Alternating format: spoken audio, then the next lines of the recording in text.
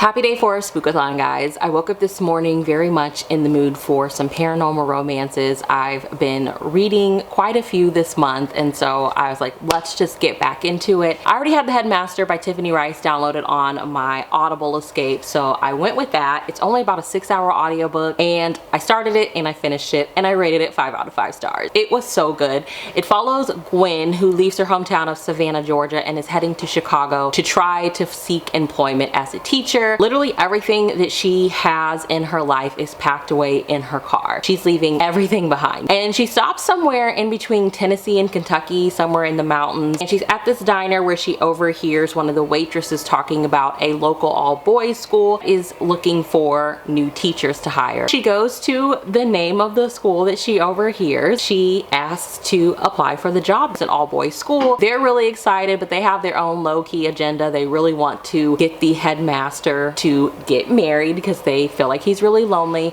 and their relationship is really cute. There's only 30 boys there, but he's just so proud of each and every one of them. And there's just as I was reading it, I was like, okay, I don't know how paranormal this is. Like, it's kind of spooky. She thinks that she sees a ghost, but really you realize at the end of the book how paranormal the story was. I don't want to say any more than that. It was wonderful. I was not expecting it to go the way that it was, but once you're at the end and the pieces are coming together in the puzzle, you remember conversations and little snide remarks that were made throughout the book that just totally make everything make sense. It was great. Now I'm reading The Vampire's True Love Trials by Kristen Painter. This is another novel in her Nocturne Fall series, following Sebastian, who wants to get engaged to this other vampire named Tessa, and they go have dinner with her parents, and he wants to ask for their blessing, and her dad's like, no, we've already promised her to somebody else. And he's like, all right, so what do I gotta do? Because like,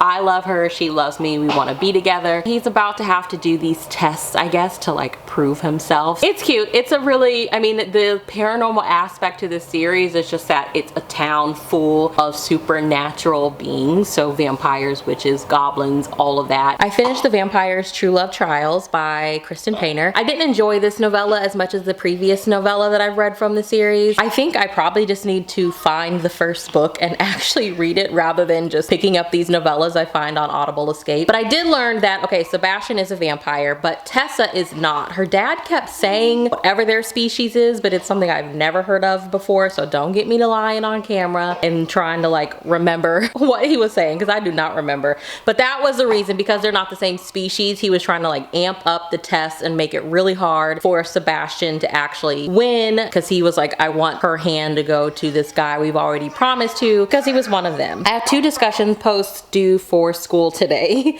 by tonight, so eventually I need to get my priorities together and actually get those submitted. And I have an exam that I scheduled for Saturday, so I need to make some flashcards so I can start studying over the next couple of days. I think the goal from here is definitely get some more reading of Monster She Wrote. It is so good. Happy day 5 of Spookathon. So the only thing I'm reading right now is Monster She Wrote, and according to Audible, I only have about 2 hours and 35 minutes left in that. This morning is going to be jam-packed with getting school stuff prepped so I can take my final exam tomorrow. I woke up this morning and started making my little flashcards. That's what I did my last exam that we had. I just made flashcards, studied those, woke up about an hour before the test was scheduled, studied again so that whenever the test came, it was fresh in my memory, and I just like blazed through it. It was awesome. I'm gonna do that, and then after I'm done making my flashcards, I'm going to start cleaning because my little brother is going to drive down from Houston and hang out today and tomorrow. So that will afford me some audio book listening times.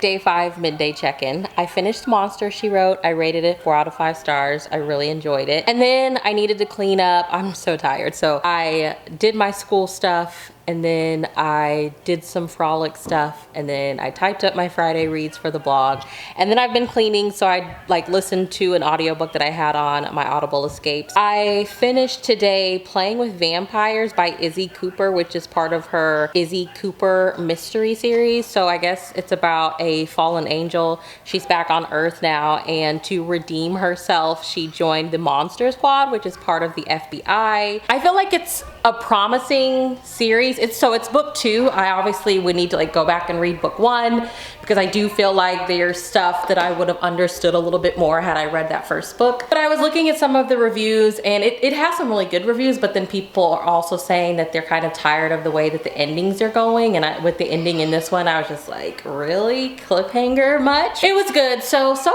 I feel like I'm doing pretty good. I don't know what I'm going to pick up next. I'm kind of in the mood to just move on. I don't know if I'm really in the mood for another spooky read, but we will see. I will let you guys know. I'm gonna make some lunch, take a shower, and then hopefully my brother will be here. So I will check back in with you guys later. Happy last day of Spookathon. I am deciding to cut off my participation here. It's about 9:45 in the morning, and I just know I'm not really in the mood to read anything else spooky at the moment. Yeah, it was fun. I read 3 really good books. I rated 2 of the book 5 out of 5 stars, so that is good. Stranger Diaries by Ellie Griffiths was a 5-star read. I highly recommend this if you are a fan of mysteries where you don't expect where the story is going to go, and if you are also a fan of stories within stories. I really enjoyed this. I really am looking forward to reading more from this author. Then I read The Vampire's True Love Trials by Kristen Painter. This one I rated, I believe, a 3 out of 5 stars. Then I read The Headmaster by Tiffany Rice. I rated this 5 out of 5 stars. It was so good. Oh my gosh, it was so good. And I hear that Tiffany Rice I hear that Sierra Simone is a tamer version of Tiffany Rice. So I need to read more of her because Sierra Simone is my girl. This is my second Tiffany Rice. I did read a holiday romance by hers, which was the bomb. And then I read Monster, She Wrote, The Women Who Pioneered Horror and Speculative Fiction by Lisa Kroger and Melanie Anderson. This was a 4-star read. Absolutely loved it. Playing with Vampires, which is part of the Izzy Cooper series by Kendra Aish. And this one I rated 3 out of 5 stars as well. So overall, I did really good. It was a lot of fun. I think the most fun was just seeing everybody's daily vlogs and interacting on the comments to people's videos. I'm currently on a Twitter hiatus, so I don't know how much conversation was going over on Twitter, but it was cool.